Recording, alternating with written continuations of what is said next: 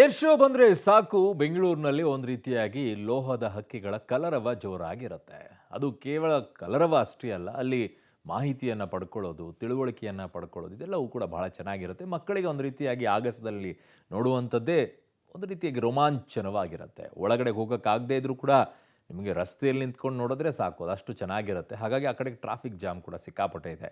ಈ ಬಾಹುಬಲಿಗಳ ವಿಶ್ವರೂಪ ಹೇಗಿದೆ, ಯಾವ ರೀತಿಯಾಗಿ ಮನೆ ಮಾಡಿದೆ ಏರ್ ಶೋ ಅನ್ನುವಂಥದ್ದನ್ನು ನೋಡೋಣ. ಬೆಂಗಳೂರಿನಲ್ಲಿ ನಡೀತಾ ಇರುವುದು 15ನೆಯ ಏರ್ ಶೋ. ಈಗ ಬೆಂಗಳೂರಿನಲ್ಲಿ ನಡೀತಾ ಇರುವಂಥದ್ದು 15ನೆಯ ಏರ್ ಶೋ. ಇದು ಸಿಲಿಕಾನ್ ಸಿಟಿಯ ಆಕಾಶದಲ್ಲಿ ಈಗ ಲೋಹದ ಹಕ್ಕಿಗಳ ಕಲರವ. ಅಲ್ಲೇ ಹತ್ತಿರದಿದ್ದರೂ ಪ್ರತಿದಿನವೂ ಕೂಡ ಶಬ್ದ ಕೇಳಿಸ್ತಾ ಇರುತ್ತೆ. ಅದ್ಭುತ ಅದು ಶಬ್ದಗಳು. ಕಾರಣ ಎಲ್ಲೋ ನಡೀತಾ ಇರಬೇಕಾದ್ರೆ ಆ ಕಡೆಗೆ ಕೇಳಿಸ್ತಾ ಇರುತ್ತೆ, ಬಟ್ ಇಲ್ಲಿ ಹತ್ತಿರದಿಂದನೇ ಕೇಳಿಸ್ಬೇಕಾದ್ರೆ ಹೆಂಗಿರುತ್ತೆ ಅದು. ಸೊ ಆಗಸದಲ್ಲಿ ಉಕ್ಕಿನ ಹಕ್ಕಿಗಳ ಸಿಡಿಲಬ್ಬರ ಹೇಗಿದೆ ಅನ್ನುವಂಥದ್ದರ ಝಲಕ್ ನೋಡಬೇಕು ಅಂತಂದರೆ ನೀವು ಯಲಹಂಕ ಏರ್ಬೇಸ್ ಕಡೆಗೆ ಹೋದರೆ ಗೊತ್ತಾಗುತ್ತೆ. ಸ್ವದೇಶಿ ಸಿಂಹಗಳ ಮೈ ನೆವರಿಳಿಸುವಂತಹ ಸಾಹಸ, ಜನರಿಗೂ ಕೂಡ ಅದರ ತಿಳುವಳಿಕೆ ಇರಬೇಕು ಅನ್ನೋ ದೃಷ್ಟಿಯಿಂದ ಸಾಧ್ಯ ಆದರೆ ಹೋಗಿ.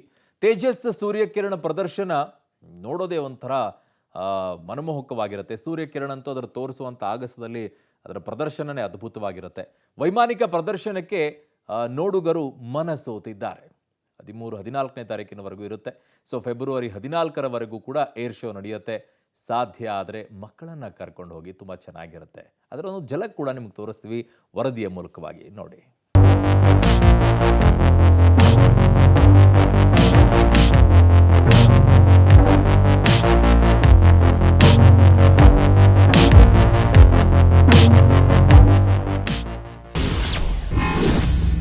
ಬೆಂಗಳೂರಿನಲ್ಲಿ 15ನೇ ಏರೋ ಇಂಡಿಯಾ ಶೋಗೆ ಚಾಲನೆ. ಸಿಲಿಕಾನ್ ಸಿಟಿಯ ಬಾನಂಗಳದಲ್ಲಿ ಲೋಹದ ಹಕ್ಕಿಗಳ ಕಲರವ. ವೈಮಾನಿಕ ಪ್ರದರ್ಶನಕ್ಕೆ ಮನಸೋತ ನೋಡುಗರು. ಇಂದಿನಿಂದ ಫೆಬ್ರವರಿ 14ರವರೆಗೂ ನಡೆಯಲಿದೆ ಏರ್ ಶೋ. ನೋಡುಗರ ಹೃದಯ ಬಡಿತ ಹೆಚ್ಚಿಸುವ ವೈಮಾನಿಕ ಕಸರತ್ತು. ವೈಮಾನಿಕ ಹಾಗೂ ಬಾಹ್ಯಾಕಾಶ ಉದ್ಯಮಿಗಳ ಮುಖಾಮುಖಿಗೆ ವೇದಿಕೆಯಾಗಲಿರುವ ದೇಶದ ಬೃಹತ್ 15ನೇ ಆವೃತ್ತಿಯ ವೈಮಾನಿಕ ಪ್ರದರ್ಶನ ಏರೋ ಇಂಡಿಯಾ 2025ಕ್ಕೆ ಇಂದು ಚಾಲನೆ ಸಿಕ್ಕಿದೆ. ಯಲಹಂಕ ವಾಯುನೆಲೆಯಲ್ಲಿ ಇಂದು ಬೆಳಗ್ಗೆ 9:30ರ ಸುಮಾರಿಗೆ ಕೇಂದ್ರ ರಕ್ಷಣಾ ಸಚಿವ ರಾಜನಾಥ್ ಸಿಂಗ್ ಚಾಲನೆ ನೀಡಿದ್ರು. ಇಂದಿನಿಂದ ಫೆಬ್ರವರಿ 14ರವರೆಗೆ ನಡೆಯಲಿದ್ದು, ಏರ್ ಶೋನಲ್ಲಿ ಅಮೆರಿಕ, ರಷ್ಯನ್ ಸೇರಿದಂತೆ ವಿವಿಧ ದೇಶಗಳ ಯುದ್ಧ ವಿಮಾನಗಳು ಭಾಗಿಯಾಗಿವೆ. ಈ ಬಾರಿ 42,438 ವಿಸ್ತೀರ್ಣದಲ್ಲಿ ಏರ್ ಶೋ ನಡೆಯುತ್ತಿದ್ದು, ವಿವಿಧ 30 ದೇಶಗಳ ರಕ್ಷಣಾ ಸಚಿವರು, ವಿವಿಧ ದೇಶಗಳ 43 ಮಂದಿ ಸೇನಾ ಮುಖ್ಯಸ್ಥರು ಭಾಗಿಯಾಗಿದ್ದಾರೆ. ಒಟ್ಟಾರೆ 90 ದೇಶಗಳು ಏರೋ ಇಂಡಿಯಾವನ್ನು ಪ್ರತಿನಿಧಿಸಿವೆ.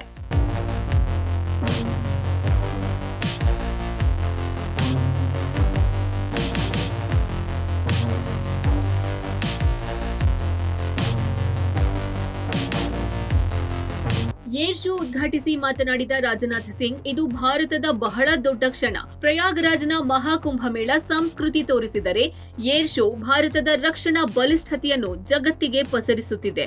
ಏರ್ ಶೋ ಮೂಲಕ ಮತ್ತೊಂದು ಕುಂಭ ಶುರುವಾದಂತಿದೆ ಎಂದಿದ್ದಾರೆ. ಅಲ್ಲದೆ ಕಾರ್ಯಕ್ರಮದಲ್ಲಿ ಭಾಗಿಯಾಗಿದ್ದ ಡಿಸಿಎಂ ಡಿಕೆ ಶಿವಕುಮಾರ್ ಮಾತನಾಡಿ, ಬೆಂಗಳೂರಿನ ಏರ್ ಶೋವನ್ನ ಶ್ಲಾಘಿಸಿದ್ರು. इस समय भारत में महाकुंभ चल रहा है. देश दुनिया से कई सारे लोग तीर्थराज प्रयाग में आस्था की डुबकी लगा रहे हैं. मुझे भी महाकुंभ के दौरान संगम में डुबकी लगाने का सौभाग्य प्राप्त हुआ है. मैं समझता हूं कि एरो इंडिया के रूप में आज से भारत में एक और महाकुंभ का प्रारंभ हो रहा है, जहां एक तरफ प्रयागराज का महाकुंभ आत्मसंधान का कुंभ है, तो वहीं दूसरी तरफ एरो इंडिया का यह महाकुंभ अनुसंधान का कुंभ है. जहां एक तरफ प्रयागराज का महाकुंभ आंतरिक मजबूती पर ध्यान दे रहा है, तो वहीं दूसरी तरफ एरो इंडिया का यह महाकुंभ हमारी बाहरी मजबूती पर ध्यान दे रहा है. जहां एक तरफ प्रयागराज का महाकुंभ भारत की संस्कृति को दर्शा रहा है, तो वहीं दूसरी तरफ एरो इंडिया का यह महाकुंभ भारत की शक्ति को दर्शा रहा है.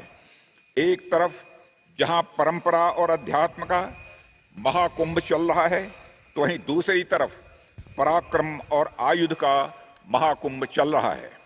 It is my immense privilege to be a part of this great inauguration on the 50th edition of Aerospace of 2025, a premier platform that showcases India's growth, strength in the aerospace and defense. Karnataka particularly, as you all are in Bangalore, has been at the forefront of the journey, leading innovation and attracting global partnership. We are one of among the top 3 global aerospace cities attracting various foreign investments. You know that India's aerospace growth and innovation is reaching the sky. Aero India is not just an exhibition. It is a testament to India's growing prowess in the aerospace and defense. This year theme, the runway to a billion opportunities, perfectly reflects our ambitions in the sector. Karnataka is developing aerospace and defense hubs across the state, including various places in Karnataka. ಬಾನಂಗಳದಲ್ಲಿ Bharat ಬಾಹುಬಲಿಗಳ ವಿಶ್ವರೂಪ. ಆಗಸದಲ್ಲಿ ಸ್ವದೇಶಿ ನಿರ್ಮಿತ ತೇಜಸ್ ಮಸ್ತ್ ಗಿರಕಿ. ಮೈ ನವಿರೇಳಿಸಿದ ಸೂರ್ಯಕಿರಣ್ ರೋಚಕ ಕಸರತ್ತು. Air ಶೋನ ಮೊದಲ ದಿನವೇ ಸ್ವದೇಶಿ ಯುದ್ಧ ವಿಮಾನಗಳು ತಮ್ಮ ಸಾಮರ್ಥ್ಯ ಪ್ರದರ್ಶನಕ್ಕಿಳಿದಿವೆ. ಮೊದಲ ದಿನವೇ ತೇಜಸ್ MK-1A HAL ನಿರ್ಮಾಣದ ಹಿಂದೂಸ್ತಾನ್ ಟರ್ಬೋ ಟ್ರೈನರ್ 40 ಘರ್ಜಿಸಿವೆ. ಅಲ್ಲದೆ ತುಮಕೂರಿನ HALನಲ್ಲಿ ನಿರ್ಮಿಸಿದ ಹೆಲಿಕಾಪ್ಟರ್ ಸಹ ತನ್ನ ಪ್ರದರ್ಶನದಿಂದ ನೋಡುಗರ ಮೆಚ್ಚುಗೆ ಗಳಿಸಿದೆ. ಬಾನಂಗಳದಲ್ಲಿ ಸೂರ್ಯಕಿರಣ್ ಸ್ಟಂಟ್ಗೆ ಜನರು ಸ್ಟನ್ ಆಗಿದ್ದು, ಆಗಸದಲ್ಲಿ ತ್ರಿವರ್ಣ ಬಣ್ಣದ ಚಿತ್ತಾರ ಮೂಡಿಸಿದೆ. ವಾಯುನೆಲೆಯಲ್ಲಿ ನೆರೆದಿದ್ದ ಜನರು ಯುದ್ಧ ವಿಮಾನಗಳ ಕಸರತ್ತು ಕಣ್ತುಂಬಿಕೊಂಡರು. ಆಗಸದಲ್ಲಿ ತೇಜಸ್ ಅಬ್ಬರ.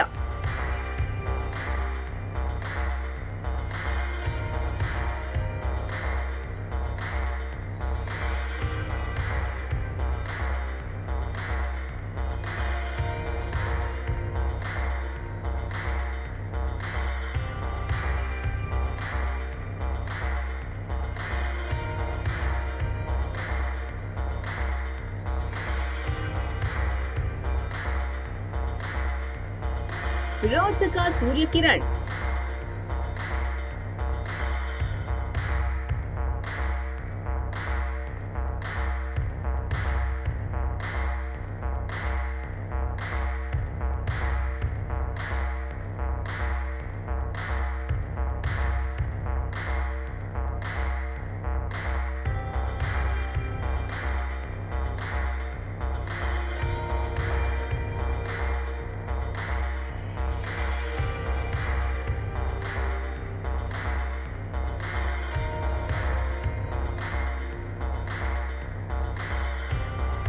ತುಮಕೂರು HAL ನಿರ್ಮಿತ ಹೆಲಿಕಾಪ್ಟರ್.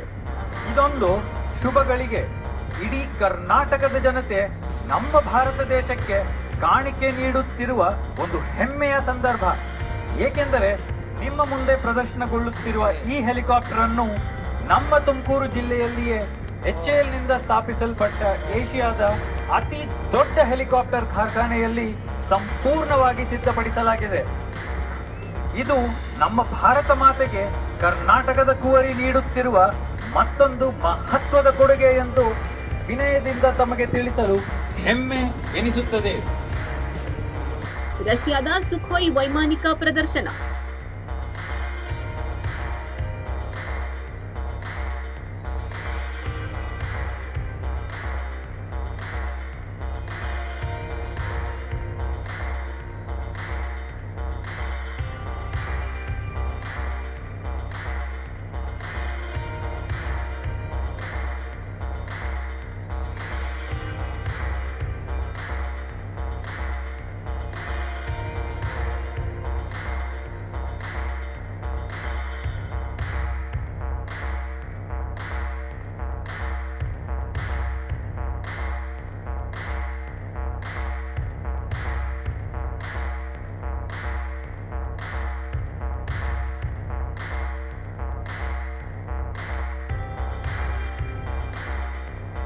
ಯುದ್ಧ ವಿಮಾನಗಳ ಪ್ರದರ್ಶನ.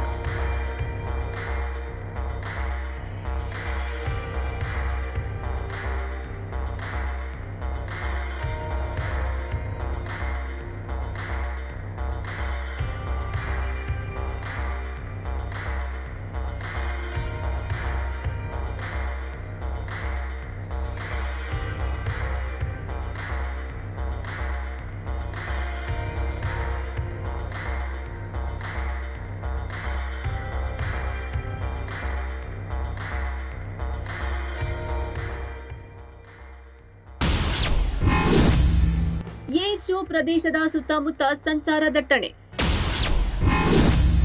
ಹೆಬ್ಬಾಳದಿಂದ ಏರ್ ಶೋ ಸ್ಥಳದವರೆಗೂ ಟ್ರಾಫಿಕ್ ಜಾಮ್. ಟ್ರಾಫಿಕ್ನಿಂದ ರೋಸಿ ಹೋದ ಸವಾರರ ಆಕ್ರೋಶ. ಬೆಂಗಳೂರಿನ ಯಲಹಂಕ ವಾಯುನೆಲೆಯಲ್ಲಿ ಲೋಹದ ಹಕ್ಕಿಗಳ ವೈಮಾನಿಕ ಪ್ರದರ್ಶನ ನೀಡುತ್ತಿದ್ದರೆ ಇತ್ತ ರಸ್ತೆಯಲ್ಲಿ ವಾಹನ ಸವಾರರು ಹೈರಾಣಾಗಿದ್ದಾರೆ. ಏರ್ ಶೋನಿಂದಾಗಿ ಬೆಂಗಳೂರು ಮಂದಿಗೆ ಟ್ರಾಫಿಕ್ ಬಿಸಿ ತಟ್ಟಿದೆ. ಬೆಳ್ಳಂಬೆಳಿಗ್ಗೆಯೇ ವಾಹನ ಸವಾರರು ಪರದಾಡುವಂತಾಗಿದೆ. ಕಿಲೋಮೀಟರ್ ಗಟ್ಟಲೆ ವಾಹನಗಳು ನಿಂತ ಹಿನ್ನೆಲೆ ಟ್ರಾಫಿಕ್ ನಿಯಂತ್ರಣಕ್ಕೆ ಟ್ರಾಫಿಕ್ ಪೊಲೀಸರು ಹರಸಾಹಸ ಪಡಬೇಕಾಯಿತು. ಏರ್ ಶೋ ಶುರುವಾಗಿದೆ. ಇವತ್ತಿಂದ ಏರ್ ಶೋ ಸಂಭ್ರಮ ಒಂದು ಕಡೆ ಆದರೆ ಟ್ರಾಫಿಕ್ ಕಿರಿಕಿರಿ ಏನಿದೆ ಅದು ದೊಡ್ಡ ಮಟ್ಟದಲ್ಲಿ ಬೆಂಗಳೂರಿಗರನ್ನು ಕಾಡ್ತಾ ಇದೆ. ಈ ಏರ್ಪೋರ್ಟ್ ರಸ್ತೆ ಏನಿದೆ, ಏರ್ಪೋರ್ಟ್ ರಸ್ತೆಯಲ್ಲಿನ ಈ ಟ್ರಾಫಿಕ್ ಜಾಮ್ನಿಂದಾಗಿ ಬೇರೆ ಬೇರೆ ಕಡೆಗಳಲ್ಲೂ ಕೂಡ ಟ್ರಾಫಿಕ್ ಜಾಮ್ ಆಗ್ತಾ ಇರುವಂಥದ್ದು. ಅಂದರೆ ಯಾವ ರಸ್ತೆಗಳಿದ್ದಾವೆ ಅಂದರೆ ಕನೆಕ್ಟಿವಿಟಿ ಕೊಡುವಂಥ ರಸ್ತೆ, ಕನೆಕ್ಟ್ ಮಾಡುವಂಥ ರಸ್ತೆಗಳೇನಿದ್ದಾವೆ ಆ ರಸ್ತೆಗಳು ಕೂಡ ಸಂಪೂರ್ಣವಾಗಿ ಜಾಮ್ ಆಗ್ತಾ ಇರುವಂಥದ್ದು. ಟ್ರಾಫಿಕ್ ಕಿರಿಕಿರಿಯನ್ನು ವಾಹನ ಸವಾರರು ಅನುಭವಿಸ್ತಾ ಇದ್ದಾರೆ. ಈಗ ಕೋಗಿಲು ಕ್ರಾಸ್ನಿಂದ ಏರ್ ಶೋ ನಡೀತಾ ಇರುವಂಥ ಏನು ಗೇಟ್ ದ್ವಾರ ಏನಿದೆ ಅಲ್ಲಿಗೂ ಹೋಗೋವರೆಗೂ ಕೂಡ ಸಂಪೂರ್ಣವಾಗಿ ಟ್ರಾಫಿಕ್ ಜಾಮ್ ಆಗ್ತಾ ಇರುವಂಥದ್ದು.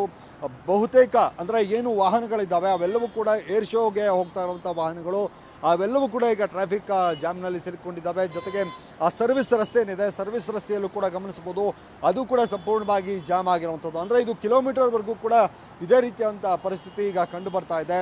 ಆ್ಯಂಬುಲೆನ್ಸ್ಗಳು ಕೂಡ ಸಿಲುಕೊಂಡಿದ್ವು. ಆ್ಯಂಬುಲೆನ್ಸ್ಗಳು ಸಿಲುಕೊಂಡು ಅವುಗಳಿಗೆ ದಾರಿ ಕೊಡೋಕ್ಕಾಗದಂಥ ಪರಿಸ್ಥಿತಿ ವಾಹನ ಸವಾರದ್ದು. ಹೇಗೋ ತುಂಬ ಪ್ರಯಾಸ ಪಟ್ಕೊಂಡು ಆ್ಯಂಬುಲೆನ್ಸ್ಗಳು ಮೂವ್ ಆಗ್ತಾ ಇದ್ವು. ಜೊತೆಗೆ ಒಂದು ಆ ಕಡೆ VIP ಲೈನನ್ನು ಮಾಡಿದ್ದಾರೆ. VIP ಲೈನಲ್ಲಿ VIP ಗಳಿಗೆ VVIPಗಳಿಗೆ ಮಾತ್ರ ಅದು. ಅಂದರೆ ಏನು ಜನಪ್ರತಿನಿಧಿಗಳಿದ್ದಾರೆ, ಹಾಗೆ ಬೇರೆ ಬೇರೆ ದೇಶಗಳಿಂದ ಏನು ಇಲ್ಲಿಗೆ ಬಂದಿರ್ತಾರೆ ಏರ್ ಶೋ ಆಗಿ ಅವರಿಗೆ ಅಂತ ವ್ಯವಸ್ಥೆಯನ್ನು ಮಾಡಿರುವಂಥದ್ದು ಅದು ಫ್ರೀ ಇದೆ. ಆದರೆ ಈ ಪಬ್ಲಿಕ್ಸ್ ಓಡಾಡುವಂಥ ಸಂಚಾರ ಮಾಡ್ತಾ ಇರುವಂಥ ಈ ರಸ್ತೆ ಸಂಪೂರ್ಣವಾಗಿ ಜಾಮ್ ಆಗಿರುವಂಥ ಹಿನ್ನೆಲೆಯಲ್ಲಿ ವಾಹನ ಸವಾರರು ಕೂಡ ಆಕ್ರೋಶವನ್ನು ವ್ಯಕ್ತಪಡಿಸಿದರು. ವ್ಯವಸ್ಥೆಯನ್ನು ಸರಿಯಾಗಿ ಮಾಡಬೇಕಾಗಿತ್ತು.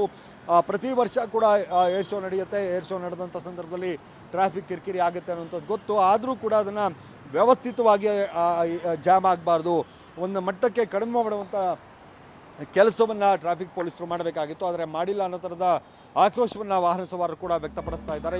5 ದಿನಗಳ ಕಾಲ ನಡೆಯುವ ಏರ್ ಶೋ ಹಿನ್ನೆಲೆ ಮುನ್ನೆಚ್ಚರಿಕೆಯಾಗಿ ಕೆಲ ರಸ್ತೆಗಳಲ್ಲಿ ಸಂಚಾರವನ್ನು ಬದಲಾಯಿಸಲಾಗಿತ್ತು. ಆದರೂ ಟ್ರಾಫಿಕ್ನಲ್ಲಿ ಸಿಲುಕಿದ ವಾಹನ ಸವಾರರು ಸರ್ಕಾರದ ವಿರುದ್ಧ ಹರಿಹಾಯ್ದರು. ಟ್ರಾಫಿಕ್ ಪೊಲೀಸರೊಂದಿಗೆ ವಾಗ್ವಾದಕ್ಕಿಳಿದ್ರು. ನಾವು ರೋಡ್ ಟ್ಯಾಕ್ಸ್ ಕಟ್ತೀವಿ, ನೀವು VIPಗಳಿಗೆ ಮಾತ್ರ ರಸ್ತೆ ಕ್ಲಿಯರ್ ಮಾಡ್ತೀರಾ ಎಂದು ಕಿಡಿಕಾರಿದ್ರು. ಅಲ್ಲಿ ಮುಂದೆ ಬೋರ್ಡ್ ಹಾಕಿದೆ, ಡಿವಿಯೇಷನ್ ಟುವರ್ಡ್ಸ್ ಏರ್ಪೋರ್ಟ್ ಅಂತ ಕೊಟ್ಟಿದ್ದಾರೆ. ಇನ್ ಸ್ಪೈಟ್ ಆಫ್ ದಟ್ ಇವರು VIPಗೆ ಅಂತ ಬಿಡಲ್ಲ ಅಂತೆ.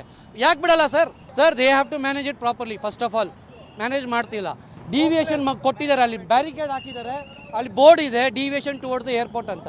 ಬಿಡಬೇಕಲ್ಲ. ಇಲ್ಲ VIPಗೆ ಇದು ನಾವು ಬಿಡಲ್ಲ ಅಂದರೆ ಫಾರ್ VIPಗೆ ರೋಡ್ ಮಾಡಿರೋದು. ಟೋಲ್ ಕಟ್ಟಿಸ್ಕೊತಾ ಇದ್ದೀರಾ ತಾನೆ? VIPಗೆ ಟೋಲ್ ಕಟ್ಟಿಸ್ಕೊತಾ ಇದ್ದೀರಾ? ಪಬ್ಲಿಕ್ ರೋಡ್ ತಾನೆ. Is this only for VIP? ಹೇಳಿ ನೀವು. ಒಟ್ಟಾರೆ ನಾಳೆಯಿಂದ ಸಾರ್ವಜನಿಕರಿಗೆ ವೈಮಾನಿಕ ಪ್ರದರ್ಶನಕ್ಕೆ ವೀಕ್ಷಣೆಗೆ ಅವಕಾಶ ಇದ್ದು, ಬೆಂಗಳೂರಿನಲ್ಲಿ ಮುಂದಿನ 4 ದಿನಗಳ ಕಾಲ ಆಗಸದಲ್ಲಿ ಯುದ್ಧ ವಿಮಾನಗಳ ಸಿಂಹಗರ್ಜನೆ ಕೇಳಿಸಲಿದೆ.